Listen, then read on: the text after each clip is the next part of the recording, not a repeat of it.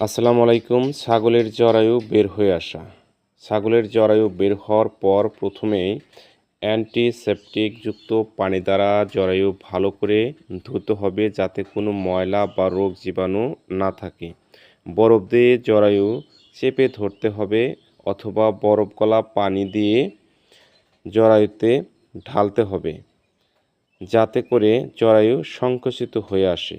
এরপর জরায়ুতে ভ্যাসলিন অথবা নারিকেল তেল মেখে ভালোভাবে চাপ দিয়ে ভিতরে ঠেলে দিতে হবে এবং সঠিক জায়গায় জরায়ু স্থাপন করতে হবে এবং প্রয়োজন বোধে যৌনমুখের উপরের অংশে মোটা এবং শক্ত কটন সুতা দিয়ে সাময়িকভাবে সেলাই করে দিতে হবে যাতে করে জরায়ু পুনরায় বের হতে না পারে।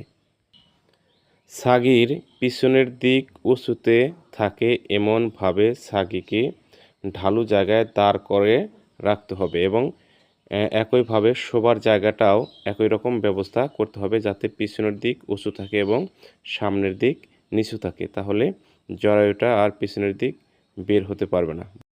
ভিডিওটি ভালো লাগলে বেশি বেশি শেয়ার করে সবাইকে দেখার সুযোগ করে দেবেন। আল্লাহ হাফেজ।